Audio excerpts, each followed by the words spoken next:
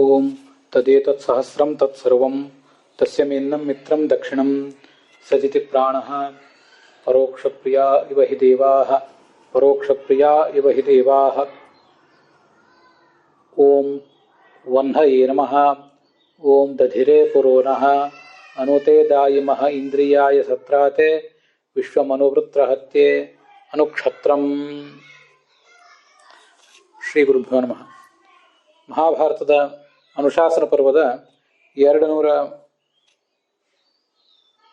ವಿಷ್ಣು ಸಹಸ್ರನಾಮ ಸ್ತೋತ್ರದ 239ನೇ ನಾಮ ಮತ್ತು ಅದೇ ಸಂಖ್ಯೆಯ ಬೃಹತಿ ಮಂತ್ರ, ಇದನ್ನು ನಾವಿವತ್ತು ನೋಡೋರಿದ್ದೀವಿ.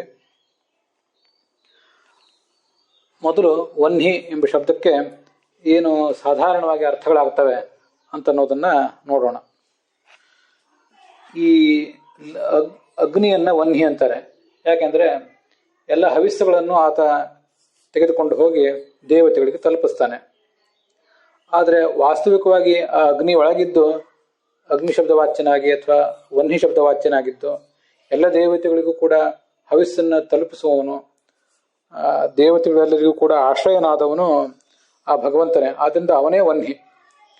ಕೇವಲ ಹವಿಸ್ಸನ್ನು ಮಾತ್ರ ಹೊತ್ತಿರುವುದಲ್ಲ, ಎಲ್ಲವನ್ನೂ, ಈ ಜಗತ್ತಿನಲ್ಲೂ ಎಲ್ಲವನ್ನೂ ಕೂಡ ಆತ ಧರಿಸಿದ್ದಾನೆ. ಆದ್ದರಿಂದ ಆತನೇ ವನ್ಹಿ ಅಂತ ಕರೆಸ್ಕೊಳ್ತಾನೆ. ಮತ್ತೆ ವಹತಿ ನಯತಿ ಚ, ಈ ಜಗತ್ತೆಲ್ಲವನ್ನು ಕೂಡ ಅವನು ಹೊತ್ತಿದ್ದಾನೆ, ಮತ್ತೆ ನಯತಿ ಮುನ್ನಡೆಸ್ತಾನೆ ಕೂಡ. ಆದ್ದರಿಂದ ಅವನನ್ನೇ ವನ್ಹಿ ಅಂತ ಹೀಗೆ ಹೇಳಬೇಕು. ಮತ್ತೆ ಯೋಗಕ್ಷೇಮವನ್ನು ಹೊರುವವನು ಅಂತ ಕೂಡ ಕೆಲವರು ಅರ್ಥ ಬರೆದಿದ್ದಾರೆ. ಹೀಗೆ ಎಲ್ಲವನ್ನೂ ಹೊರುವವನು ಅಂದ ಮೇಲೆ ಯೋಗಕ್ಷೇಮವನ್ನು ಹೊರತಾನೆ ಅಂತ ಕೂಡ ಅರ್ಥ ತಾನಾಗಿ ಲಭ್ಯ ಆಗೇ ಆಗ್ತದೆ. ಇದಿಷ್ಟು ನಾವು ನೋಡಿರುವಂತಹ ಅರ್ಥಗಳು ವನ್ಹಿ ಎಂಬ ಶಬ್ದಕ್ಕೆ. ಈ ನಾವು ನೋಡ್ತಾ ಇರುವಂತಹ ಬೃಹತಿ ಮಂತ್ರ ಏನಿದೆ, ಆ ಬೃಹತಿ ಮಂತ್ರಕ್ಕೆ ಸಂಬಂಧಪಟ್ಟಂತೆ ಕೂಡ ಜೀವನನ್ನ ಹೊರುವವನು, ಜೀವರ ಶರೀರವನ್ನು ಹೊತ್ತು, ಆತನ ಜೀವನ ಭೌತ ಶರೀರ, ಆತನ ಅನಿರುದ್ಧ ಶರೀರ, ಲಿಂಗ ಶರೀರ, ಹೀಗೆ ಎಲ್ಲವನ್ನೂ ಕೂಡ ಹೊತ್ತು ಆ ಜೀವನನ್ನ ಪೋಷಿಸುವವನು, ಸ್ವರೂಪ ಶರೀರವನ್ನು ಪೋಷಿಸುವವನು, ಹೊರುವವನು ಭಗವಂತನೇ. ಆದ್ದರಿಂದ ಭಗವಂತನನ್ನು ವನ್ಹಿ ಅಂತ ಹೇಳಬೇಕು. ಶರೀರವನ್ನು ಹೊತ್ತವನು ಅಂತನ್ನುವುದು ಈಗಿನ ಮಂತ್ರಕ್ಕೆ ಪ್ರಸ್ತುತವಾದಂತಹ ಒಂದು ಅರ್ಥ ಆಗ್ತದೆ. ಹೀಗೆ ನಾವು ವನ್ಹಿ ಶಬ್ದದ ಅರ್ಥಗಳನ್ನು ಸೂಕ್ಷ್ಮವಾಗಿ ಗಮನಿಸಿದ್ದೀವಿ. ಇನ್ನು ಮುಂದೆ ಆ ಮೂಲ ಋಗ್ವೇದದ ಮಂತ್ರಕ್ಕೆ ಏನು ಅರ್ಥ ಆಗ್ತದೆ, ಹಾಗೆ ಸಂಪಾದಿತವಾದಂತಹ ಬೃಹತಿ ಮಂತ್ರಕ್ಕೆ ಏನು ಅರ್ಥ ಇದೆ ಅಂತನ್ನೋದನ್ನೆಲ್ಲ ನೋಡೋಣ. ಮೂಲ ಋಗ್ವೇದದಲ್ಲಿ 6ನೇ ಮಂಡಲದ 25ನೇಯ ಸೂಕ್ತ ಇದು. ಅದರಲ್ಲಿ 7ನೇ ಮಂತ್ರ ಒಂದಿದೆ, ಅಧಸ್ಮಾತೆ ಚರ್ಷಣಯೋ ಯಜತ್ರೇನ್ ಯದೀಜಾನಿಂದ್ರ ಅಂತ. ಹೀಗೆ ಆ 7ನೇ ಮಂತ್ರದಲ್ಲಿ ಕೊನೆಗೆ ದಧಿರೇ ಪುರೋನಃ ಅಂತ 3 ಶಬ್ದಗಳಿವೆ. ಆ 3 ಶಬ್ದಗಳನ್ನು ಈ 239ನೇ ಬೃಹತಿ ಮಂತ್ರಕ್ಕೆ ಆಯ್ದುಕೊಂಡಿದ್ದಾರೆ. ಇದಾದ್ಮೇಲೆ 8ನೇ ಮಂತ್ರ ಒಂದಿದೆ. ಆ 8ನೇ ಮಂತ್ರದಲ್ಲಿ ಒಟ್ಟು 3 ಅರ್ಧಗಳಿವೆ. ಅನುತೆ ದಾಯಿ ಮಹ ಇಂದ್ರಿಯಾಯ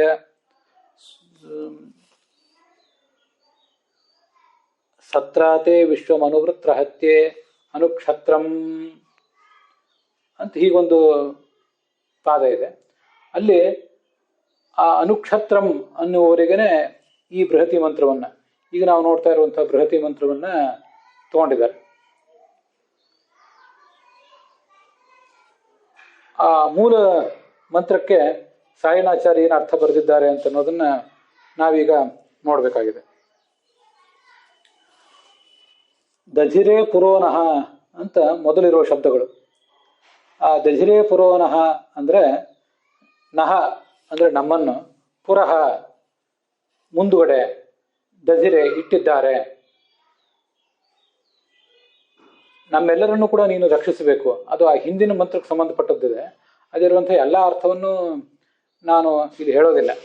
ಅಲ್ಲಿ ನೃತಮಾಸಹ ಅಂತ ಒಂದು ಶಬ್ದ ಬಂದಿದೆ. ಆಸ್ಮಾಕಾಸಹ ನೃತಮಾಸಹ ಅಂತ. ನಮ್ಮವರು, ಗುರು ಹಿರಿಯರು, ನೃತಮರು ಅಂದರೆ ನರರಲ್ಲೇ ಶ್ರೇಷ್ಠರಾದವರು, ಗುರು ಹಿರಿಯರು ಅಂತ ಅದಕ್ಕೆ ಅರ್ಥ ಆಗ್ತದೆ. ಆ ಗುರು ಹಿರಿಯರು ಮೊದಲಾದವರು ಏನಿದ್ದಾರೆ ಅವರನ್ನ ನಮಗಿಂತ ಮುಂದೆ ಇಟ್ಟಿದ್ದಾರೆ, ಅರ್ಥಾತ್ ನಮಗೆ ಮುಂದಾಳಾಗಿ ಇಟ್ಟಿದ್ದಾರೆ ಅಂತ ಅದರ ಅರ್ಥ ಆಗ್ತದೆ. ಅಂಥವರನ್ನ ನೀನು ರಕ್ಷಿಸಬೇಕು ಅಂತ ಅಲ್ಲಿರುವ ಮಂತ್ರದಲ್ಲಿರುವಂತಹ ಸಾರಾಂಶ. ಮುಂದೆ ಅನುತೆ ದಾಯಿ ಮಹ ಇಂದ್ರಿಯಾಯ ಸತ್ರಾತೆ ಅಂತ ಕಾಣಿಸುವಂಥ ಭಾಗ.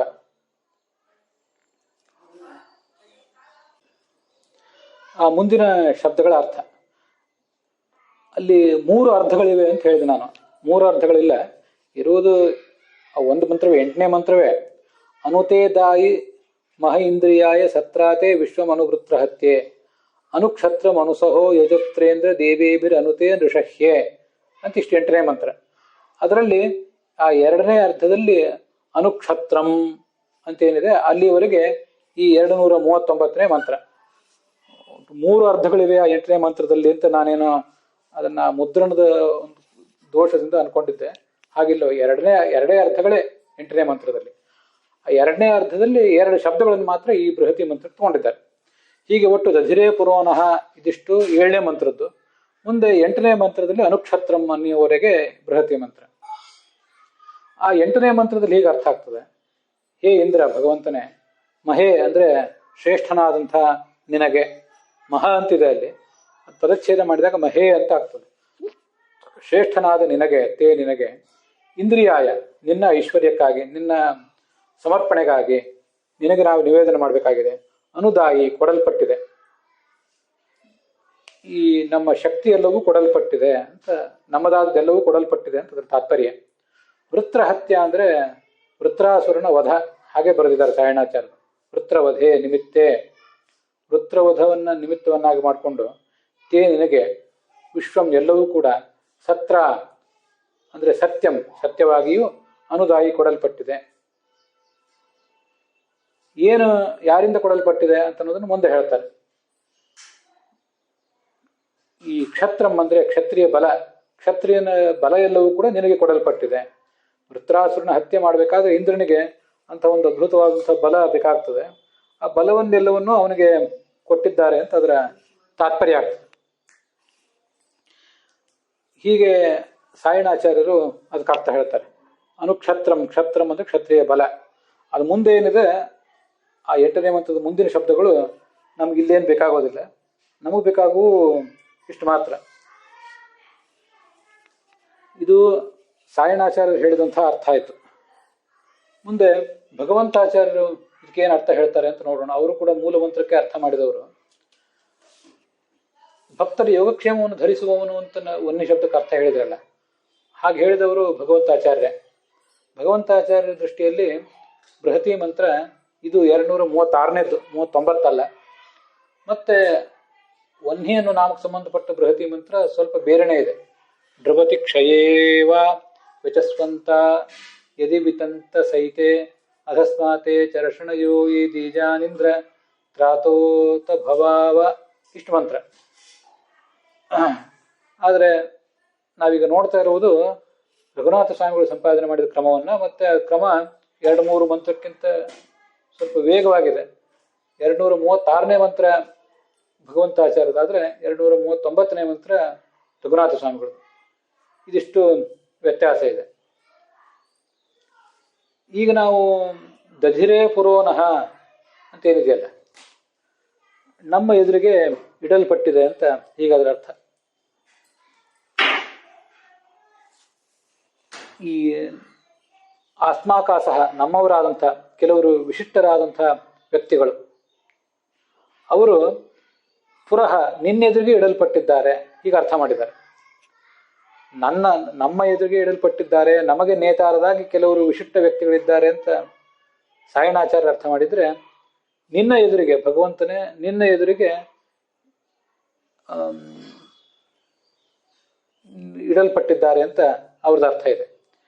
ತೇ ಯಸ್ಮಾತ್ ನಃ ಅಸ್ಮಾನ್ ಪುರಃ ತ್ವಪುರೋಭಾಗೆ ದಧಿರೆ.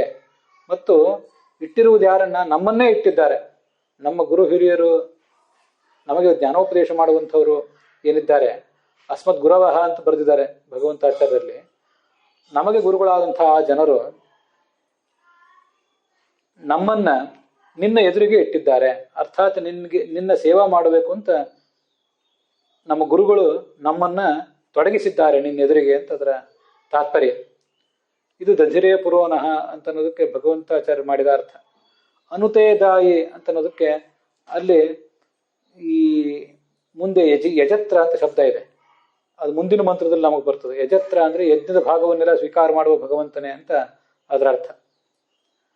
ದಾಯಿ ಅಂದ್ರೆ ಅದಾಯಿ, ಅದು ಲುಂಗ್ ಕ್ರಿಯಾಪದ. ಎಲ್ಲೂ ಈ ಭಗವಂತನಿಗಾಗಿ ಎಲ್ಲವೂ ಸಮರ್ಪಿಸಲ್ಪಟ್ಟಿದೆ. ವೃತ್ರಹತ್ಯ ಅಂದ್ರೆ ಯುದ್ಧ ಅಂತ ಅದರ ಅರ್ಥ. ಸಮಸ್ತ ಪ್ರಪಂಚವೂ ಕೂಡ, ಎಲ್ಲ ದೇವತೆಗಳ ಬಲವೂ ಕೂಡ ಈ ಇಂದ್ರನಲ್ಲಿಯೇ ಆ ಬಲ ಅದು ಬಂದು ತುಂಬಿದೆ. ಯಾಕಂದ್ರೆ ಅವನೇ ವೃತ್ರಹತ್ಯೆಯನ್ನು ಮಾಡಬೇಕಾದವನು. ಮತ್ತೆ ಕ್ಷತ್ರ ಅಂದ್ರೆ ಧನ, ನಮ್ಮೆಲ್ಲರ ಧನ ಸಂಪತ್ತು ಅದೆಲ್ಲವೂ ಕೂಡ ಇಂದ್ರನನ್ನೇ ಬಂದು ಸೇರಿದೆ. ಈ ಎಲ್ಲರ ಸಂಪತ್ತು ಎಲ್ಲರ ಬಲ ಇದರಿಂದ ತುಂಬಿ ಕಂಗೊಳಿಸಿದಂತಹ ಇಂದ್ರ ಆ ವೃತ್ರಾಸುರನನ್ನು ಸಂಹಾರ ಮಾಡ್ತಾನೆ ಅಂತ ಅದರ ಅರ್ಥ. ಇದು ಗಮನಿಸಿ, ವೃತ್ರಹತ್ಯೆ ಅಂದ್ರೆ ವೃತ್ರವಧ, ಇದು ಸಾಯಣಾಚಾರ ಅರ್ಥ ಮಾಡಿದ್ದು. ವೃತ್ರಹತ್ಯೆ ಅಂದ್ರೆ ಒಂದು ಯುದ್ಧ, ಬೇರೆ ಒಂದು ಯುದ್ಧ. ಕೇವಲ ವೃತ್ರಾಸುರನ ವಧಕ್ಕೆ ನಾವು ಇದನ್ನು ಸೀಮಿತ ಮಾಡ್ಕೋಬಾರ್ದು, ಇದೊಂದು ಯುದ್ಧ ಅಂತ ಅರ್ಥ ಮಾಡ್ತಾರೆ ಭಗವಂತಾಚಾರ್ಯ. ಇನ್ನ ಈ ಮಂತ್ರಕ್ಕೆ ಸಾಯಣಾಚಾರ್ಯ ಏನು ಅರ್ಥ ಹೇಳಿದ್ದಾರೆ ಅಂತ ಅನ್ನೋದು ನೋಡಿ ಆದ ಮೇಲೆ ರಘುನಾಥ ಸ್ವಾಮಿಗಳು ಏನು ಅರ್ಥ ಹೇಳ್ತಾರೆ ಅಂತ ಅನ್ನೋದು ನೋಡೋಣ. ಹೇ ಇಂದ್ರ, ನಹ ಅಸ್ಮಾನ್ ಪುರಃ ಅಗ್ರೆ ದಧಿರೆ ಸ್ಥಾಪಿತವಂತಹ, ನಮ್ಮ ಗುರುಗಳು ನಮ್ಮನ್ನ ಎದುರುಗಡೆ ಇಟ್ಟಿದ್ದಾರೆ. ಉಪದೇಶಾದಿನ ಅಸ್ಮಾನ್ ಅಗ್ರಗಣ್ಯಾನ್ ಅಕುರುವನ್ ಯೇ ಗುರವಃ, ನಮಗೆ ಸಾಕಷ್ಟು ಜ್ಞಾನೋಪದೇಶ ಇತ್ಯಾದಿಗಳನ್ನು ಮಾಡಿ ನಮ್ಮನ್ನ ಅಗ್ರಗಣ್ಯರನ್ನಾಗಿ ಮಾಡಿದ್ದಾರೆ, ನಮಗೊಂದು ಬೆಲೆ ಬರುವಂತೆ ಮಾಡಿದ್ದಾರೆ. ಇದು ನಮಗಲ್ಲಿ ಕಾಣಿಸುವಂಥ ಅರ್ಥ.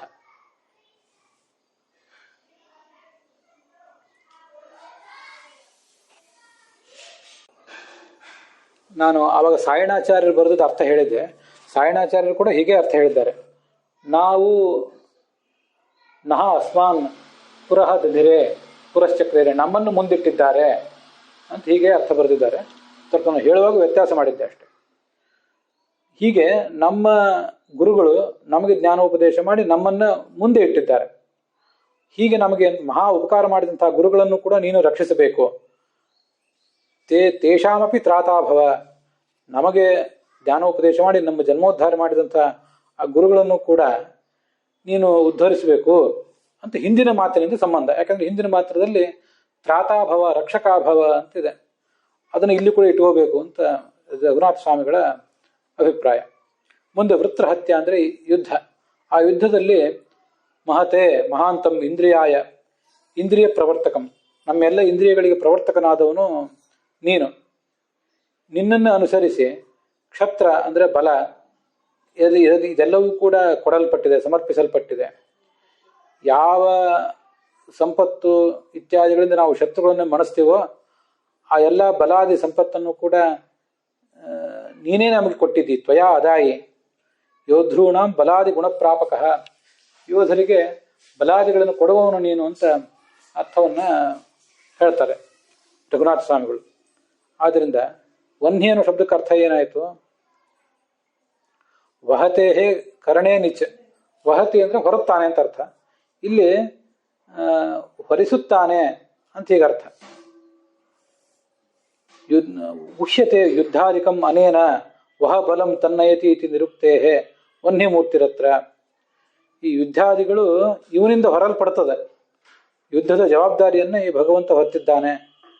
ಉಷ್ಯತೆ ಯುದ್ಧಾಧಿಕಂ ಅನೇನ, ಹೀಗೆ ವಹ ಅಂದ್ರೆ ಬಲಂ ತನ್ನಯತಿ, ಆ ಬಲವನ್ನು ನಮಗೆಲ್ಲರಿಗೂ ತುಂಬುವವನು ಅಂತ ಅರ್ಥವನ್ನ ರಘುನಾಥ ಸ್ವಾಮಿಗಳು ಬರೆದಿದ್ದಾರೆ. ಹೀಗೆ ಈ ಎಲ್ಲ ಅರ್ಥಗಳನ್ನು ನೋಡಿದ್ದೇವೆ. ಮುಂದೆ ನಾನು ಹೇಳಬೇಕಾದಂಥ ಅರ್ಥ ಇದೆ.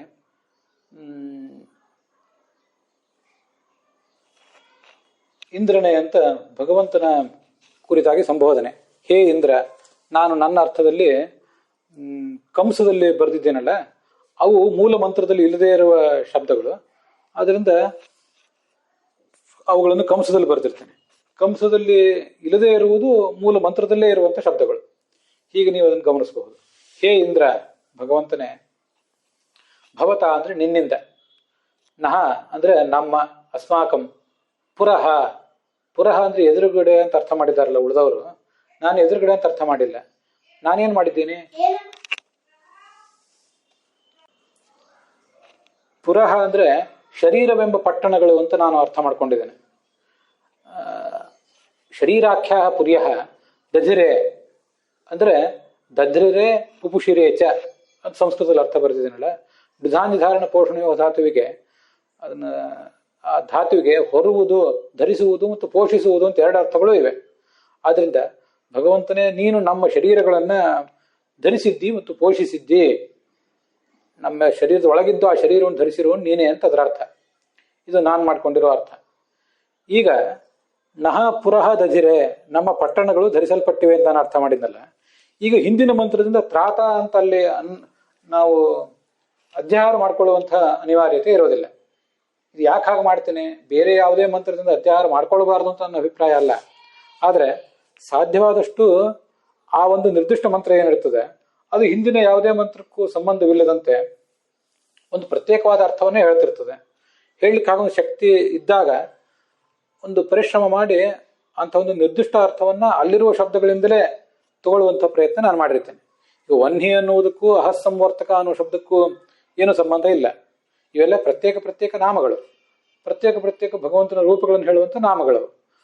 ಕೆಲವು ವಿದ್ವಾಂಸರು ಹಿಂದಿನ ನಾಮಕ್ಕೂ ಮುಂದಿನ ನಾಮಕ್ಕೂ ಅಲ್ಲಲ್ಲಿ ಸಂಬಂಧ ಕಲ್ಪಿಸುವ ಪ್ರಯತ್ನವನ್ನು ಮಾಡ್ತಾರೆ. ಆದರೆ ಆ ಸಂಬಂಧ ಇಲ್ಲ ಅಂತನೂ ನಾನೇನು ಹೇಳೋದಿಲ್ಲ. ಆದರೆ ಅಂಥ ಎಲ್ಲ ಕಡೆನೂ ಕೂಡ ಅಂಥ ಒಂದು ನಿರ್ದಿಷ್ಟವಾದ ಸಂಬಂಧವನ್ನು ಹೇಳುವುದು ಅಷ್ಟೇನು ಸುಲಭದ ಕೆಲಸ ಅಲ್ಲ. ಅದಕ್ಕಾಗಿ ಸಾಮಾನ್ಯವಾಗಿ ಆ ಎಲ್ಲ ಮಂತ್ರಗಳನ್ನು, ಆ ಎಲ್ಲ ನಾಮಗಳನ್ನು ಮತ್ತು ಮಂತ್ರಗಳನ್ನು ಪ್ರತ್ಯೇಕವಾಗಿ ನೋಡುವ ಪ್ರಯತ್ನ ನಾನು ಮಾಡ್ತಿರ್ತೇನೆ. ಹಾಗಿರುವಾಗ ಬೇರೆ ಕಡೆಯಿಂದ ಅಧ್ಯಾಹಾರ ಮಾಡ್ಕೊಳ್ಳೋದು ಬೇಡ. ಬೇರೆ ಕಡೆಯಿಂದ ಅಧ್ಯಾಹಾರ ಮಾಡ್ಕೊಳ್ಳೋದು ಬೇಡ ಅಂದರೆ ಹಾಗಾದರೆ ಪುರಃ ಅನ್ನೋ ಶಬ್ದಕ್ಕೆ ಶರೀರಗಳು ಅಂತ ನಾನು ಅರ್ಥ ಮಾಡಿದ್ದೇನೆ. ಶರೀರವನ್ನು ಹೊರುವವನು ವನ್ಹಿ ಅನ್ನೋ ಅರ್ಥವೂ ಕೂಡ ಅದರಿಂದ ನಮಗೆ ಸುಲಭ ಆಗ್ತದೆ. ಮುಂದೆ ಮಂತ್ರದ ಅರ್ಥ ಹೀಗಾಗ್ತದೆ. ಅತಃ, ಆದ್ದರಿಂದ ನಮ್ಮ ಶರೀರವನ್ನು ನೀನೇ ಹೊತ್ತು ಪೋಷಿಸಿ. ಆದ್ದರಿಂದ ಇಂದ್ರಿಯಾಯ, ಇಂದ್ರಿಯದ ನಮ್ಮೆಲ್ಲರ ಇಂದ್ರಿಯಗಳಿಗೆ ಪ್ರವರ್ತಕನಾದಂಥ ತೇ ತುಭ್ಯಂ ನಿನಗೆ, ಮಹಃ ಅಂದರೆ ಪೂಜಾ, ಅನುದಾಯಿ ನಮ್ಮ ಶಕ್ತಿಗನುಸಾರವಾಗಿ ನಾವು ನಿನಗೆ ಪೂಜೆಯನ್ನು ಮಾಡಿದ್ದೇವೆ. ಇದು ನಾನು ಮಾಡ್ಕೊಂಡಿರುವಂಥ ಅರ್ಥ. ಉಳಿದುಗಳೆಲ್ಲ ಸ್ವಲ್ಪ ಬೇರೆ ಥರ ಇದೆ. ದಜಿರೇ ಪುರೋನಃ ಅಂತನ್ನೋದು ಪೂರ್ಣ ನನ್ನದೇ ಅನುಸಂಧಾನ, ನಾನೇ ಮಾಡಿರೋ ಆಲೋಚನೆ. ಆ ಪುರಃ ಅನ್ನೋ ಶಬ್ದಕ್ಕೆ ಪಟ್ಟಣ ಅಂತ ಬೇರೆ ಯಾರು ಕೂಡ ಅರ್ಥ ಮಾಡೇ ಇಲ್ಲ. ಅದಲ್ಲದೆ ಅಪಿಚ ವೃತ್ರಹತ್ಯೆ ನೋಡಿ, ವೃತ್ರಹತ್ಯೆ ಅಂದ್ರೆ ವೃತ್ರಾಸುರನನ್ನ ಎದುರಿಸಿ ಇಂದ್ರ ಮಾಡಿದ ಯುದ್ಧ ಅಂತನ್ನೋದು ತುಂಬಾ ಬೇಸಿಕ್ ಅರ್ಥ. ಯುದ್ಧ ಅಂತನ್ನೋದು ಇನ್ನೂ ಬೇಸಿಕ್, ಅದು ಮತ್ತೊಂದು ಅರ್ಥ. ಆದರೆ ಋಗ್ಭಾಷ್ಯದಲ್ಲಿ ಈ ಥರದ ಅರ್ಥ ಇದೆ, ಹಿಂದೆ ನಾವು ಅದನ್ನು ನೋಡಿದ್ದೇವೆ. ಅಜ್ಞಾನವನ್ನು ಎದುರಿಸಿ ನಾವು ಮಾಡುವಂಥ ಯುದ್ಧ ಅಂತ ಇದು ಮುಖ್ಯ ಅರ್ಥ. ಅಂಥ ಒಂದು ಯುದ್ಧದಲ್ಲಿ ಅಜ್ಞಾನವನ್ನು ಎದುರಿಸಿ ನಾವು ಮಾಡುವ ಪಾಠ ಪ್ರವಚನ ಮೊದಲಾದ ಯುದ್ಧ ಏನಿದೆ ಅದರಲ್ಲಿ ಸತ್ರ ಅಂದರೆ ಸಹಸ, ಜೊತೆಗೆ ಅಂತ ಅರ್ಥ. ಮಹಸಾ ಸಾಕಂ, ಸತ್ರ ಅಂದ್ರೆ ಜೊತೆಗೆ ಅಂತ ಅರ್ಥ. ಯಾವುದ್ರ ಜೊತೆಗೆ? ನಾವು ಮಾಡುವ ಪೂಜೆಯ ಜೊತೆಗೆ ಅಂತ ಹೀಗೆ ಅದರ ಅರ್ಥ. ವಿಶ್ವಂ ನಹ ಸರ್ವಸ್ವಮಪಿ, ನಮ್ಮದಾದದ್ದೇನಿದೆ ಅದೆಲ್ಲವನ್ನೂ ಕೂಡ ನಾವು ಈ ಜ್ಞಾನ ಕಾರ್ಯಕ್ಕಾಗಿ, ನಮ್ಮ ಇಡೀ ಜೀವನವನ್ನೇ ಜ್ಞಾನ ಕಾರ್ಯಕ್ಕಾಗಿ ನಾವು ಮೀಸಲಿಟ್ಬಿಟ್ಟಿದ್ದೇವೆ.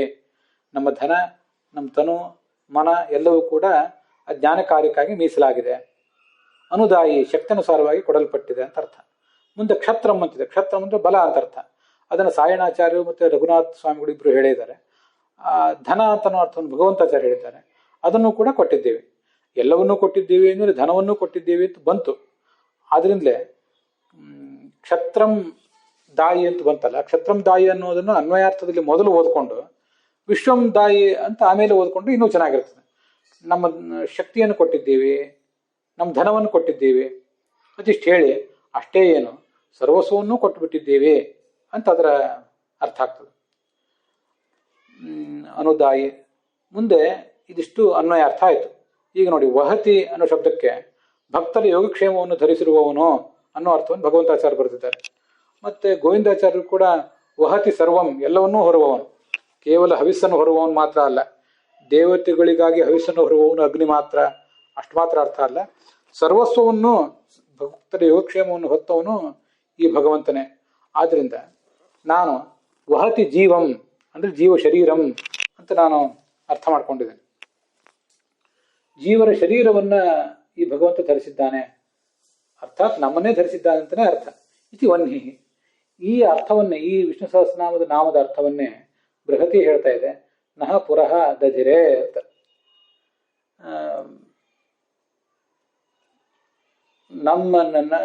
ನಮ್ಮ ಈ ಶರೀರಗಳು ಧರಿಸಲ್ಪಟ್ಟಿವೆ. ಶರೀರವು ಧರಿಸಲ್ಪಡುವುದು ಅಂದ್ರೆ ನಾವೇ ಧರಿಸಲ್ಪಟ್ಟಿದ್ದೇವೆ ನಿನ್ನಿಂದ ಅಂತ ಅರ್ಥ. ಇದು ನಾನು ಮಾಡಿಕೊಂಡಿರುವಂತಹ ಅರ್ಥ. ಈಗ ಭಾವಾರ್ಥ ನೋಡೋಣ. ಪರಮೇಶ್ವರನಾದ ಭಗವಂತನೇ, ನೀನು ನಮ್ಮ ಎಲ್ಲಾ ಶರೀರಗಳನ್ನು, ಬಹುವಚನ ಇರೋದರಿಂದ, ಪುರಃ ಅಂತ ಬಹುವಚನ ಇರೋದರಿಂದ, ನಮ್ಮ ಭೌತ ಶರೀರ, ಅನಿರುದ್ಧ ಶರೀರ, ಲಿಂಗ ದೇಹ ಮತ್ತು ಸ್ವರೂಪ ದೇಹ ಅಂದ್ರೆ ಒಟ್ಟಾರೆ ನಮ್ಮನ್ನೇ ಎಲ್ಲವನ್ನೂ ಕೂಡ ನೀನು ಧರಿಸಿದ್ದಿ ಅಂತ ಈಗ ಅರ್ಥ ಆಗ್ತದೆ. ಧರಿಸಿದ್ದಿ, ಅದನ್ನು ಪೋಷಿಸ್ತಾ ಇದ್ದಿ ಮತ್ತೆ ಮುನ್ನಡೆಸ್ತೆ. ವಹತಿ, ಅದು ಯಾಕೆ ಧರಿಸಿ ಪೋಷಿಸಿ ಮುನ್ನಡೆಸ್ತೆ ಅಂತ ನಾನು ಬರೆದಿದ್ದೀನಿ ಅಂದ್ರೆ, ಧಾನ್ಯ ಧಾರಣ ಪೋಷಣೆಯೋ ಧಾತುವಿಗೆ ಧರಿಸುವಂತ ಅರ್ಥ ಇದೆ, ಮತ್ತೆ ಪೋಷಿಸುವಂತ ಅರ್ಥ ಇದೆ. ಮುನ್ನಡೆಸುವಂತ ಯಾಕೆ ಬರೆದಿದ್ದೆ ಅಂದ್ರೆ, ನಯತಿ ವನ್ಹಿ ಅನ್ನುವಲ್ಲಿ ನಯತಿ ಅಂತಿದೆ, ವಹತಿ ನಯತಿ ಅಂತ ಎರಡಿದೆ, ಅದಕ್ಕಾಗಿ ಮುನ್ನಡೆಸುವಿ ಅಂತ ಅದನ್ನು ಬರೆದಿದ್ದೇನೆ. ಆದ್ದರಿಂದ ದೇಹೇಂದ್ರಿಯ ಪ್ರವರ್ತಕನಾದ ನಿನಗೆ, ಇಂದ್ರಿಯ ಅಂತಂದ್ರೆ ದೇಹೇಂದ್ರಿಯ ಪ್ರವರ್ತಕನಾದಂಥ ನಿನಗೆ, ಭಗವಂತನೇ ಇಂದ್ರಿಯ. ಯಾಕೆ ಅಂದ್ರೆ ಅವನೇ ಎಲ್ಲ ಇಂದ್ರಿಯಗಳೊಳಗಿದ್ದು ಇಂದ್ರಿಯ ಶಬ್ದವಾಚ್ಯನಾದವನು. ಆದ್ದರಿಂದ ದೇಹೇಂದ್ರಿಯ ಪ್ರವರ್ತಕನಾದ ನಿನಗೆ ನಾವು ಶಕ್ತಿಯನುಸಾರ ಪೂಜೆ ಸಲ್ಲಿಸ್ತೀವಿ. ಅದಲ್ಲದೆ ಅಜ್ಞಾನವನ್ನು ಎದುರಿಸಿ ನಾವು ನಡೆಸುತ್ತಿರುವಂತಹ ಈ ಸ್ವಾಧ್ಯಾಯ ಪ್ರವಚನ ಅನ್ನುವ ಯುದ್ಧದಲ್ಲಿ ನಿಮಗೆ ನಮ್ಮ ಬಲವನ್ನೂ ಸರ್ವಸ್ವವನ್ನು ಒಟ್ಟಿಗೆ ಅರ್ಪಿಸ್ತೇವೆ. ಇಲ್ಲಿ ನೋಡಿ, ಭಾವಾರ್ಥದಲ್ಲಿ ಬಲವನ್ನು ಅಂತ ಮೊದಲು ಮಾಡ್ಕೊಂಡಿದ್ದೇನೆ, ಅನುಕ್ಷತ್ರಂ ಅನ್ನೋದನ್ನು ಮೊದಲು ತಗೊಂಡಿದ್ದೇನೆ, ಆಮೇಲೆ ಸರ್ವಸ್ವವನ್ನು ವಿಶ್ವಂ ಅನ್ನುವಂತ ಏನಿದೆಯಲ್ಲ ಅದನ್ನು ಆಮೇಲೆ ತಗೊಂಡಿದ್ದೇನೆ. ಬಲವನ್ನು ಸಮರ್ಪಣೆ ಮಾಡ್ತೀವಿ, ಐಶ್ವರ್ಯವನ್ನು ಸಮರ್ಪಣೆ ಮಾಡ್ತೀವಿ, ಹೆಚ್ಚೆ ಯಾಕೆ, ಇನ್ನೇನಿದೆ, ಸರ್ವಸ್ವವನ್ನು ಸಮರ್ಪಣೆ ಮಾಡ್ತೀವಿ ಅಂತ ಅದರ ತಾತ್ಪರ್ಯ ಆಗ್ತದೆ. ಹೀಗೆ ಇದರ ಭಾವಾರ್ಥ ನೋಡಿದ್ದೀವಿ. ಇನ್ನು ಮುಂದೆ ವನ್ಹಿ ಅನ್ನೋದಕ್ಕೆ ಏನೇನು ಉಲ್ಲೇಖಗಳು ಶಾಸ್ತ್ರದಲ್ಲಿ ಬರ್ತವೆ, ಬೇರೆ ಬೇರೆ ಕಡೆ ಸರ್ವಮೂಲದಲ್ಲಿ, ಬೇರೆ ಪುರಾಣಗಳಲ್ಲಿ, ಅದನ್ನು ಈಗೊಂದು ಬಾರಿ ನೋಡಬೇಕು. ಸ್ವತಂತ್ರನಾದಂಥ ಭಗವಂತನೇ ಎಲ್ಲ ವ್ಯಕ್ತಿಗಳಲ್ಲಿ, ಜಡಗಳಲ್ಲಿ ಇದ್ದು ಜಗತ್ತನ್ನು ಮುನ್ನಡೆಸ್ತಾನೆ. ಆದ್ದರಿಂದ ಆ ಭಗವಂತನ ಒಂದೇ ರೂಪ ಇದೆ, ಸರ್ವ ದೇವತೆಗಳಲ್ಲಿಯೂ ಸರ್ವ ಜೀವಗಳಲ್ಲಿಯೂ ಜಡಗಳಲ್ಲಿಯೂ ಇರುವಂತಹ ರೂಪ. ಅದನ್ನೇ ಇಲ್ಲಿ ವನ್ಹಯ ಅಂತ ಹೀಗೆ ಹೇಳಿದ್ದಾರೆ ಅಂತ ನಾವು ತಿಳ್ಕೋಬೇಕು. ವಿಶ್ವೇ ದೇವಾಸೋ ಅಶ್ರಿಧ ಮೇಧಂ ಜುಷಂತ ವನ್ಹಯ ಅಂತ ಋಗ್ವೇದದಲ್ಲಿ ಒಂದು ಕಡೆ ಬಂದಿದೆ. ಅದನ್ನ ಸಕ್ರಿ ರಾಘವೇಂದ್ರಾಚಾರ್ಯರು ನಮ್ಮ ಗುರುಗಳು ಉಲ್ಲೇಖ ಮಾಡಿದ್ದಾರೆ. ವಿಶ್ವೇ ದೇವಾಸಹ, ಎಲ್ಲಾ ದೇವತೆಗಳಲ್ಲೂ ಇರುವ ರೂಪ ನಿನ್ನದೇ ರೂಪ. ವನ್ಹಯ, ಅದನ್ನೇ ವನ್ಹಯ ಅಂತನೂ ಆ ಋಗ್ವೇದದಲ್ಲೂ ಹೇಳಿದ್ದಾರೆ, ವಿಷ್ಣು ಸಹಸ್ರನಾಮದಲ್ಲೂ ಅದನ್ನೇ ವನ್ಹಿ ಅಂತ ಹೇಳಿದ್ದಾರೆ. ಜಗತ್ತನ್ನು ಮುನ್ನಡೆಸುವ ರೂಪ ಅಂತ ಅದರ ತಾತ್ಪರ್ಯ. ಅಗ್ನಿಮುಖದಲ್ಲಿ ಏನೇನು ಹವಿಸ್ಸನ್ನ ಯಾರ್ಯಾರು ಯಜ್ಞದಲ್ಲಿ ಸಮರ್ಪಿಸ್ತಾರೆ ಅದೆಲ್ಲವನ್ನು ಆಯಾ ದೇವತೆಗಳಿಗೆ ತಲುಪಿಸುವವನು ಸ್ವಯಂ ಈ ಭಗವಂತನೇ. ದೇವತೆಗಳು ಅಗ್ನಿಮುಖರು, ಅಗ್ನಿಯ ಮೂಲಕ ಆಹುತಿ ಸ್ವೀಕಾರ ಮಾಡ್ತಾನೆ ಅಂತ ಪ್ರಸಿದ್ಧ.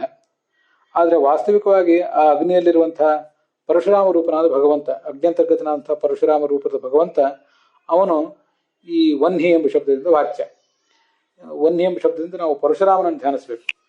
ಧನಸ್ಯ ದೇವತಾ ವಿಷ್ಣು ಜಾಮದಗ್ನ್ಯೋಖಿರೇಶ್ವರ ಅಂತ ಮಹಾಭಾರತ ತಾತ್ಪರ್ಯ ನಿರ್ಣಯ ಇದೆ. ಅದನ್ನ ಇಲ್ಲಿ ಸಗ್ರಿ ರಾಘವೇಂದ್ರಾಚಾರ್ಯ ಹೇಳಿಲಿಕ್ಕಿಲ್ಲ, ನನಗೆ ನೆನಪಿಗೆ ಬಂತು. ಧನವನ್ನು ನಮ್ಗೆ ಕೊಡುವಂಥವನು ಪರಶುರಾಮ. ಮತ್ತೆ ಸಂಹರ್ತ ಸರ್ವದೋಷಾಣ, ನಮ್ಮಲ್ಲಿರುವಂತಹ ಎಲ್ಲಾ ದೋಷಗಳನ್ನು ಕೂಡ ನಾಶ ಮಾಡಿಬಿಡುವವನು ಅಂತ ಬೃಹದಾರಣ್ಯಕ ಭಾಷ್ಯದಲ್ಲಿ ಆತನ ಸ್ತೋತ್ರ ಇದೆ. ಅವೆರಡೂ ನಮಗೀಗ ನೆನಪಿಗೆ ಬಂತು. ಆದ್ರಿಂದ ವಹತಿ ಅಂದ್ರೆ ನಮ್ಮ ಎಲ್ಲ ದೋಷಗಳನ್ನು ಕೂಡ ಕೊಚ್ಚಿ ದೂರ ಮಾಡುವವನು ಅಂತ ಅದರ ಅರ್ಥ. ದೋಷಗಳನ್ನೆಲ್ಲವನ್ನು ಕೊಚ್ಚಿಕೊಂಡು ದೂರ ಹೋಗಿಬಿಡುವವನು, ಸುಟ್ಟಾಕುವವನು, ಮತ್ತೆ ನಮಗೆ ಧನವನ್ನು ಕೂಡ ಕೊಡುವವನು. ಅದಲ್ಲದೆ ಭಾಗವತ ತಾತ್ಪರ್ಯದಲ್ಲಿ ಬಂದಿರುವಂತೆ ಜಾಮದಗ್ನ್ಯಾದಿ ರೂಪವಾನ್ ಜ್ಞಾನದಾಯಕ ಅಂತ ಬಂದಿದೆ. ಆದ್ರಿಂದ ಅವನು ಜ್ಞಾನವನ್ನು ಕೂಡ ಕೊಡ್ತಾನೆ ಅಂತ ಸ್ಪಷ್ಟ ಇದೆ. ಹೀಗೆ ಜ್ಞಾನವನ್ನ, ಧನವನ್ನು ಕೊಡುವವನು, ಮತ್ತೆ ನಮ್ಮೆಲ್ಲ ದೋಷಗಳನ್ನು ಕೂಡ ಸುಟ್ಟು ಬೂದಿ ಮಾಡಿಬಿಡುವವನು. ಅದು ಆ ಅಗ್ನಿಯ ಅಂತರ್ಗತನಾದಂತಹ ಪರಶುರಾಮನ ರೂಪನ ಒಂದು ಶಕ್ತಿ. ಆ ಭಗವಂತನನ್ನ ಈ ಕಾರಣದಿಂದ ಹವ್ಯವಾಟ್ ಜುಹ್ವಾಸ್ಯ, ಹವ್ಯವಾಟ್ ಜುಹ್ವಾಸ್ಯ ಅಂತ ಹೀಗೆ ಋಗ್ವೇದ ಅವನನ್ನು ವರ್ಣನೆ ಮಾಡಿದೆ. ಯಸ್ಯ ಆಸ್ಯ ಹವಿಹಿ ಹೂಯತೆ ಸಹ ಜುಹ್ವಾಸ್ಯ. ಯಾವ ಭಗವಂತನ ಮುಖದಲ್ಲಿ ಹವಿಸ್ಸನ್ನ ನಾವೆಲ್ಲರೂ ಹೋಮ ಮಾಡ್ತೀವೋ ಆ ಭಗವಂತನೇ ಜುಹ್ವಾಸ್ಯ ಅಂತ ಹೀಗದರ ಅರ್ಥ. ಭಗವಂತ ಕೂರ್ಮ ರೂಪದಿಂದ ಈ ಬ್ರಹ್ಮಾಂಡವನ್ನು ಧರಿಸಿದ್ದಾನೆ. ಆದ್ರಿಂದ ವಹತಿ ಅಂದ್ರೆ ಬ್ರಹ್ಮಾಂಡವನ್ನು ಹೊತ್ತದ್ರಿಂದ ಆತನನ್ನ ವನ್ಹಿ ಅಂತ ಹೇಳ್ತಾರೆ. ಅದನ್ನು ಕೂಡ ನಾವು ತಿಳ್ಕೊಳ್ಬಹುದು. ಆಯಾ ರೂಪದಿಂದ ಪ್ರತಿಯೊಂದು ಪದಾರ್ಥವನ್ನು ಹೊತ್ತಿದ್ದಾನೆ. ಗಡಿಗೆಯೊಳಗೆ ಗಡಿಗೆಯಾಗಿ ಭಗವಂತನೇ ಇದ್ದಾನೆ, ಬಟ್ಟೆಯೊಳಗೆ ಬಟ್ಟೆಯಾಗಿ ಭಗವಂತ ಇದ್ದಾನೆ. ಹೀಗೆ ಆಯಾ ವಸ್ತುವಿಗೆ ಒಂದೊಂದು ಅಸ್ತಿತ್ವವನ್ನ ಕೊಟ್ಟವನೇ ಮತ್ತು ಆ ವಸ್ತುವಿನಿಂದ ಆಗಬೇಕಾದ ಕೆಲಸವನ್ನು ಮಾಡಿಕೊಡುವವನು ಈ ಭಗವಂತ ಅಂತ ಅದರ ತಾತ್ಪರ್ಯ. ಯಸ್ತಾನ್ ಪುರುಷಾನ್ ನಿರುಷ್ಯ ಪ್ರತ್ಯೂಷ್ಯತಿ ಆಕ್ರಾಮತ್, ಇದು ಬೃಹದಾರಣ್ಯಕ ಉಪನಿಷತ್ನಲ್ಲಿ ಬರುವಂತಹ ವಿಚಾರ.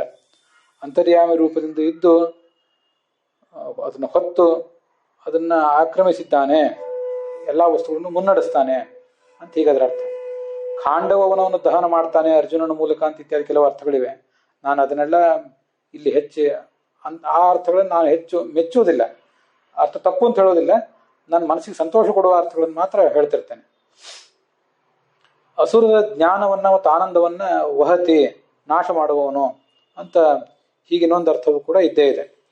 ಒಂ ಅಂದ್ರೆ ಅಸುರಾಣಂ ಜ್ಞಾನಂ, ಆನಂದಂ ವಾ ಹಿನಸ್ತಿ. ಅದರಿಂದ ವಹತಿ ಅನ್ನುವಲ್ಲಿ ಆ ಹಿನಸ್ತಿ, ನಾಶ ಮಾಡುವವನು ಅಂತ ಮತ್ತೊಂದು ಅರ್ಥ ಇದೆ. ಅಷ್ಟೇ ಅಲ್ಲ, ನಮ್ಮ ದೋಷವನ್ನು ನಾಶ ಮಾಡುವವನು ಅಂತ ಅನ್ನೋದಕ್ಕೂ ಕೂಡ ಇದೇ ಅರ್ಥನೇ ಆಗ್ತದೆ. ಸಂಹರ್ತ ಸರ್ವದೋಷಾಣಂ ಅಗ್ನಿಸ್ಥಃ ಸರ್ವದಾಹಕಃ ನಿತ್ಯಾನಂದ ಅಂತ ಈಗ ಬೃಹದಾರಣ್ಯಕ ಭಾಷ್ಯ ಅದನ್ನು ಹೇಳ್ತದೆ. ತತ್ವಾಭಿಮಾನಿ ದೇವತೆಗಳನ್ನು ಕೂಡ ಪ್ರೇರಿಸ್ತಾನೆ. ಜಗತ್ತಿನ ಪ್ರವರ್ತಕನಾದ ಮುಖ್ಯ ಪ್ರಾಣ ಮತ್ತು ಚತುರ್ಮುಖ ಬ್ರಹ್ಮರನ್ನು ಕೂಡ ಆತ ಪ್ರೇರಿಸ್ತಾನೆ ಅಂತ ಹೀಗೆ ಅದ್ರ ಬಗ್ಗೆ ತಾತ್ಪರ್ಯ ಇದೆ. ದೇವ, ಋಷಿ, ಪಿತೃ, ಯಕ್ಷ, ಗಂಧರ್ವ, ಮನುಷ್ಯ, ಅಸುರರು ಅಂತೂ 8 ಪ್ರಭೇದದ ಜೀವರಾಶಿಯನ್ನೆಲ್ಲ ಪ್ರೇರಿಸ್ತಾನೆ. ಆದ್ರಿಂದ ಅವನಿಗೆ ವ್ಯಷ್ಟಿ ಅಂತ ಹೀಗೆ ಒಂದು ಹೆಸರಿದೆ. ಮತ್ತೆ ಸುಪರ್ಣ, ರುದ್ರ, ಶೇಷ ಹಾಗೂ ದೇವೇಂದ್ರ ಏಳು ದೇವತೆಗಳು, ಅವರ ಪತ್ನಿಯರನ್ನು ಅವನು ಪ್ರೇರಿಸ್ತಾನೆ. ಆದ್ರಿಂದ ಸಮಷ್ಟಿ ಅಂತನೂ ಅವನಿಗೆ ಹೆಸರಿದೆ. ಇದನ್ನೆಲ್ಲವನ್ನು ಕೂಡ ಆ ಋಗ್ವೇದದಲ್ಲಿ ವರ್ಣಿಸ್ತಾರೆ. ಇದನ್ನ ಕೂಡ ಸಾಯಣಾಚಾರ್ಯ, ನಮ್ಮ ಸಗ್ರಿ ರಾಘವೇಂದ್ರಾಚಾರ್ಯರು ಅಲ್ಲಿ ಬರೆದಿದ್ದಾರೆ. ತಸ್ಮಾತ್ ಸರ್ವೋತ್ತಮೋ ವಾಯು ವಿವಿಧಂ ತು ಯದಷ್ಟಕಂ ದೇವಾನ್ ಋಷೀನ್ ಪಿತೃನ್ ಅಂತ ನಾನು ಈಗೇನು ಕನ್ನಡದಲ್ಲಿ ಅರ್ಥ ಓದಿದೆ ಅದಕ್ಕೆ ಸಂಬಂಧಪಟ್ಟಂತ ಬೃಹದಾರಣ್ಯಕ ಉಪನಿಷತ್ ಭಾಷ್ಯದ ಒಂದು ಶ್ಲೋಕ ಅದು. ಅಷ್ಟವು ನಯತಿ ಉನ್ನಯತಿ ವಶೀಕೃತ್ಯ ಸ್ವಯಂ ಪ್ರಭು ಅಥೋ ವ್ಯುಷ್ಟಿ ಸಮಷ್ಟಿಶ್ಚ ವಾಯುದೇವ ಅಭಿಧೀಯತೆ. ವಾಯುವಿಗೆ ವ್ಯುಷ್ಟಿ, ಸಮಷ್ಟಿ ಅಂತ ಹೀಗೆಲ್ಲ ಹೆಸರಿದೆ. ಆ ವಾಯುವನ್ನು ಪ್ರೇರಿಸುವವನು ಈ ಭಗವಂತ. ಆದ್ರಿಂದ ಅವನೇ ವ್ಯುಷ್ಟಿನೂ ಅವನೇ ಸಮಷ್ಟಿನೂ ಕೂಡ ಆಗಬಹುದು. ಈ ಭಗವಂತನ ಪ್ರೇರಣೆಗಳಿಗಾಗಿಯೇ ವಹತ್ ಎಲ್ಲ ನದಿಗಳು ಕೂಡ ಹರಿಯುವುದು, ಗಂಗೆ, ಕಾವೇರಿ, ಕೃಷ್ಣ ಮೊದಲಾದ ಎಲ್ಲ ನದಿಗಳು ಹರಿಯುವುದು ಕೂಡ ಆ ಭಗವಂತನ ಪ್ರೇರಣೆಗೆ ಅನುಗುಣವಾಗಿಯೇ. ಏತಸ್ಯವ ಅಕ್ಷರಸ್ಯ ಗಾರ್ಗಿ ಪ್ರಾಚ್ಯ ಅನ್ಯಾಹ ನದ್ಯ ಸ್ಯಂದಂತೆ ಶ್ವೇತೇಭ್ಯ ಪರ್ವತೇಭ್ಯ ಪ್ರತೀಚ್ಯಾಹ ಅನ್ಯಾಯಾಮ್ಯಾಂ ದಿಶಮನು ಅಂತ ಇದು ಬೃಹದಾರಣ್ಯಕ ಉಪನಿಷತ್ತಿನಲ್ಲಿ ಬರುವ ಮಾತು. ಹೀಗೆ ನದಿಗಳೆಲ್ಲವೂ ಹರಿಯುವುದು ಭಗವಂತನ ಈ ಒಂದು ಪ್ರೇರಣೆಯಿಂದಲೇ. ವಹನಿ ಅಂದ್ರೆ ವಹ ಅಂದ್ರೆ ತನ್ನನ್ನು ಹೊರುವಂತಹ ಗರುಡ, ಅವನನ್ನೂ ಪ್ರೇರಿಸುವವನು ಅಂತ ಇನ್ನೊಂದು ಅರ್ಥ. ವಹಂ ಗರುಡಂ ನಯತಿ ಇತಿ ವಹ್ನಿಹಿ. ಭಾರವನ್ನು ಹೊರುವಂತಹ ಎತ್ತು, ಕತ್ತೆ ಮೊದಲಾದ ಯಾವುದೇ ಪ್ರಾಣಿಗಳನ್ನು ಕೂಡ ಪ್ರೇರಿಸ್ತಾ ಇರುವವನು ಈ ಭಗವಂತ ಅಂತ ಅದರ ತಾತ್ಪರ್ಯ. ಇನ್ನೊಂದು ಅರ್ಥವನ್ನು ಕೂಡ ಹೇಳಿದ್ದಾರೆ. ಈ ನಾರಾಯಣ ಮತ್ತು ಅನಿರುದ್ಧ ಎಂಬ 2 ಹೆಸರಿನಿಂದ ಭಗವಂತ ಅಶ್ವ ಮೊದಲಾದ ಭಾರವಹ ಪ್ರಾಣಿಗಳಲ್ಲಿ ಇದ್ದಾನಂತೆ. ಆ ಪ್ರಾಣಿಗಳನ್ನು ಪ್ರೇರಿಸ್ತಾನೆ. ಆದ್ರಿಂದ ಅವನನ್ನೇ ವನ್ಹಿ ಅಂತ ನಾವು ಹೀಗೆ ತಿಳ್ಕೊಳ್ಬಹುದು. ನಾರಾಯಣ ಅನಿರುದ್ಧವತು ತಥಾ ಅನ್ಯ ಪಶುಷು ಸಂಸ್ಥಿತವು ವೃಷಭ ಅಶ್ವಾದಿ ರೂಪೇಣ ತೃಪ್ತಿದ ಬಹಿರಸ್ಯ ಚ ಅಂತ ಐತರೇಯ ಭಾಷ್ಯ. ಹೀಗೆ ಆ ನಾರಾಯಣ ಮತ್ತು ಅನಿರುದ್ಧ ಅನ್ನೋ ರೂಪಗಳನ್ನು ಕೂಡ ನಾವು ವನ್ಹಿ ಅಂತ ಹೀಗೆ ತಿಳ್ಕೋಬಹುದು. ಇದಿಷ್ಟು ವನ್ಹಿ ಎಂಬ ಶಬ್ದದ ಕುರಿತಾಗಿ ಬೇರೆ ಬೇರೆ ಅರ್ಥಗಳು ಸಾಯಣಾಚಾರ್ಯರು, ಸಗ್ರಿ ರಾಘವೇಂದ್ರಾಚಾರ್ಯರು ಸಂಗ್ರಹಿಸಿರುವಂತಹ ಅರ್ಥಗಳು. ಅದರ ಅವಲೋಕನ ಇಲ್ಲದೆ ಹೋದ್ರೆ ನಮಗೆ ಆ ಎಲ್ಲ ಅರ್ಥಗಳನ್ನು ನಾವಾಗಿಯೇ ಗ್ರಹಿಸೋದು ಕಷ್ಟ ಆಗ್ತದೆ. ಅಂಥದ್ರಲ್ಲಿ ಸರ್ವ ಮೂಲವನ್ನೆಲ್ಲ ತಮ್ಮ ಸ್ಮೃತಿ ಪಟಲದ ಇಟ್ಕೊಂಡಿರುವಂತಹ ನಮ್ಮ ಗುರುಗಳು ಸಗ್ರಿ ಆಚಾರ್ಯರು ಈ ಅರ್ಥಗಳನ್ನೆಲ್ಲ ತುಂಬ ಅದ್ಭುತವಾಗಿ ಸಂಗ್ರಹಿಸಿರ್ತಾರೆ. ಅದನ್ನು ಕೂಡ ನೋಡಿದ್ದೇವೆ. ಮುಂದೆ ಸಾಯಣ ಲಕ್ಷಾಲಂಕಾರದಲ್ಲಿ ಹೇಳಿದ ಅರ್ಥ ವನಂ ಖಾಂಡವ ವನಂ ಹಿನಸ್ತಿ ಇತಿ ವನ್ಹಿ ಅಂತ. ವನ್ಹಿ ಅಂತಿದೆ ನೋಡಿ. ಇದು ನೋಡಿ, ಇದೊಂದು ಚಮತ್ಕಾರ. ಆ ಅರ್ಥ ನನಗೇನು ಅಷ್ಟು ಮೆಚ್ಚುಗೆ ಆಗುವ ಅರ್ಥ ಅಲ್ಲ ಅಂತ ನಾನು ಬಿಟ್ಟಿದ್ದೆ. ವನ್ಹಿ ಅಂತಿದೆಯಲ್ಲ, ಅದು ನಾವು ಮೂಲತಃ ವಹ ಧಾತು. ವಹ ಧಾತುವಿಗೆ ನ ಅಂತ ಒಂದು ಪ್ರತ್ಯಯ, ಹೀಗೆಲ್ಲ ನಾವು ತಿಳ್ಕೊಂಡಿದ್ದೀವಿ. ವಹತಿ ನಯತಿ ಚ ಅಂತ ಅದಕ್ಕೆ ಅರ್ಥವನ್ನು ಕೂಡ ನಾವು ಹೇಳ್ಕೊಂಡಿದ್ದೀವಿ. ಹೊತ್ತಿದ್ದಾನೆ, ಮುನ್ನಡೆಸ್ತಾನೆ ಕೂಡ ಅಂತ. ಆದರೆ ವನ್ಹಿ ಅನ್ನಲಿ ವನಂ ಹಿನಸ್ತಿ, ವನವನ್ನ ಅಂದರೆ ಖಾಂಡವ ವನವನ್ನ ಹಿನಸ್ತಿ. ವನ್ ಹಿ, ಇದು ವಹ ನೀ ಅಲ್ಲ, ಇದು ವಹ ಪ್ಲಸ್ ನೀ ಅಲ್ಲ, ವನ ಪ್ಲಸ್ ಹಿ. ಆದ್ರಿಂದ ವನ್ ಹಿ ಅಂತ ಈಗ ಒಂದು ಚಮತ್ಕಾರದ ಅರ್ಥನೂ ಕೂಡ ಲಕ್ಷಾಲಂಕಾರದಲ್ಲಿ ಬಂದಿದೆ. ಸಗ್ಲಿ ರಾಘವೇಂದ್ರಾಚಾರ್ಯ ಅದನ್ನು ಸಂಗ್ರಹ ಮಾಡಿದ್ದಾರೆ. ನಾವೀಗಾಗಲೇ ಅದನ್ನು ನೋಡಿ ಮುಗಿಸಿದ್ದೀವಿ. ಮುಂದೆ ಶಾಂಕರ ಭಾಷ್ಯ, ಪರಾಶರ ಭಟ್ಟಾಚಾರ್ಯರ ಮಾತು ಇತ್ಯಾದಿಗಳನ್ನು ಕೂಡ ನಾವು ನೋಡಬೇಕು.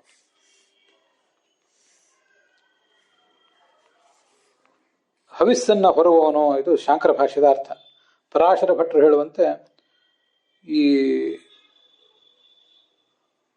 ವಿಶ್ವವನ್ನ ಅವನು ಸಂಪೂರ್ಣವಾಗಿ ಧರಿಸಿದ್ದಾನೆ.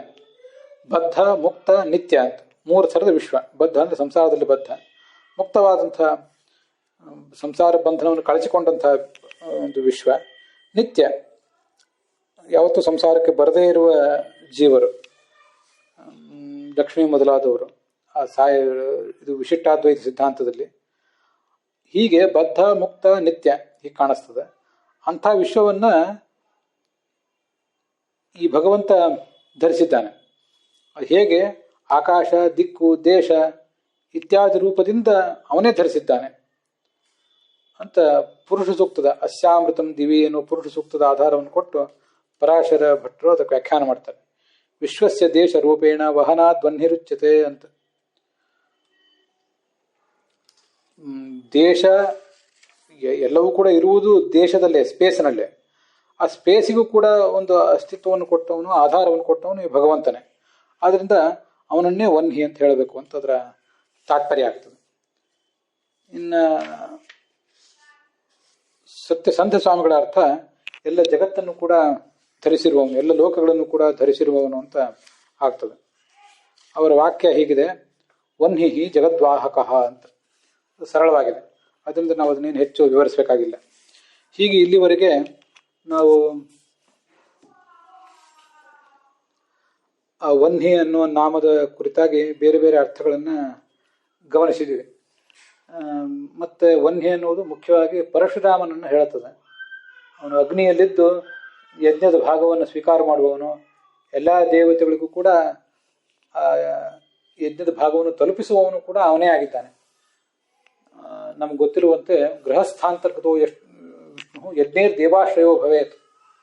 ಎಲ್ಲ ಗೃಹಸ್ಥರಲ್ಲಿ ಸ್ವಯಂ ಭಗವಂತ ಇದ್ದು ಯಜ್ಞಗಳನ್ನು ಅವರಿಂದ ಮಾಡಿಸಿ ಆ ಯಜ್ಞದ ಫಲವನ್ನ ಎಲ್ಲ ದೇವತೆಗಳಿಗೂ ಕೊಡ್ತಾನೆ. ಇದು ಬೃಹದಾರಣ್ಯಕ ಭಾಷ್ಯ. ಅಥೋ ಅಯಂ ವಾ ಆತ್ಮ ಸರ್ವೇಷಾಂ ಭೂತಾನಾಂ ಲೋಕಃ, ಎಲ್ಲ ಜಗತ್ತಿಗೂ ಕೂಡ ಇವನೇ ಆಧಾರಭೂತನಾಗಿದ್ದಾನೆ ಅಂತ ಬೃಹದಾರಣ್ಯಕ ಉಪನಿಷತ್ತು ಆತನನ್ನ ವರ್ಣನೆ ಮಾಡ್ತದೆ. ಹೀಗೆ ಆ ಪರಶುರಾಮ ರೂಪದ ಭಗವಂತ ನಮ್ಮ ದೋಷಗಳನ್ನ ವಹತಿ ದೂರ ಕೊಚ್ಚಿಕೊಂಡು ಹೋಗಿಬಿಡ್ತಾನೆ, ಅದರ ಅರ್ಥ. ಇನ್ನೊಂದು, ನಮಗೆ ಜ್ಞಾನವನ್ನ ಮತ್ತು ಧನವನ್ನ ಎರಡನ್ನೂ ತಂದು ಕೊಡ್ತಾನೆ. ಕ್ಯಾರಿ ಇನ್ ಅಂತ ಒಂದು, ಜ್ಞಾನ ಮತ್ತು ಧನವನ್ನ ಕ್ಯಾರಿ ಇನ್ ಒಳಗೆ ಕೊಡುವವನು, ತಂದಿಡುವವನು. ದೋಷಗಳನ್ನ ಕ್ಯಾರಿ ಔಟ್ ದೂರ ಮಾಡುವವನು. ಹೀಗದರ ತಾತ್ಪರ್ಯ ಆಗ್ತದೆ. ಅಂಥ ಪರಶುರಾಮದ ರೂಪದ ಭಗವಂತ. ಅಲ್ಲಿ ವಹ ಎಂಬ ಶಬ್ದಕ್ಕೆ ಗರುಡ ಅಂತನೂ ಅರ್ಥ ಆಗ್ತದೆ, ಅದನ್ನು ನೋಡಿದ್ದೇವೆ. ವಹ ಎಂಬ ಶಬ್ದಕ್ಕೆ ಭಗವಂತನ ಹೊರುವಂತಹ ಮುಖ್ಯ ಪ್ರಾಣ ಅಂತನೂ ಅರ್ಥ ಆಗ್ತದೆ. ಅದನ್ನೂ ಒಂದು ಅರ್ಥವನ್ನು ನಾವು ತಿಳ್ಕೋಬಹುದು. ಆದ್ದರಿಂದ ವನ್ಹಿ ಎಂಬ ಶಬ್ದ ಗರುಡಾಂತರ್ಗತನಾದ ಭಗವಂತ, ಹಾಗೆ ಮುಖ್ಯ ಪ್ರಾಣಾಂತರ್ಗತನಾದ ಭಗವಂತ, ಹಾಗೆ ಅಗ್ನ್ಯಂತರ್ಗತನಾದ ಭಗವಂತ, ಈ ಮೂರನ್ನು ಹೇಳುವಂಥ ಒಂದು ವಿಶಿಷ್ಟವಾದ ಶಬ್ದ ಆಗಿದೆ. ಅದನ್ನು ನಾವು ಹೀಗೆ ವನ್ಹಿ ಎಂಬ ಶಬ್ದದ ಪುರಶ್ಚರಣದಿಂದ ಅಗ್ನಿ, ಗರುಡ, ಮುಖ್ಯ ಪ್ರಾಣ ಇವರ ಅಂತರ್ಗತನಾದ ಭಗವಂತನನ್ನ ದೋಷದ ನಾಶಕ್ಕಾಗಿ ಮತ್ತು ಜ್ಞಾನ ಮತ್ತು ಧನದ ಪ್ರಾಪ್ತಿಗಾಗಿ ನಾವು ಬಳಸಬಹುದು. ಅಲ್ಲಿಗೆ ಇವತ್ತಿನ ಈ ಭಾಗ ಸಮಾಪ್ತವಾಗಿದೆ.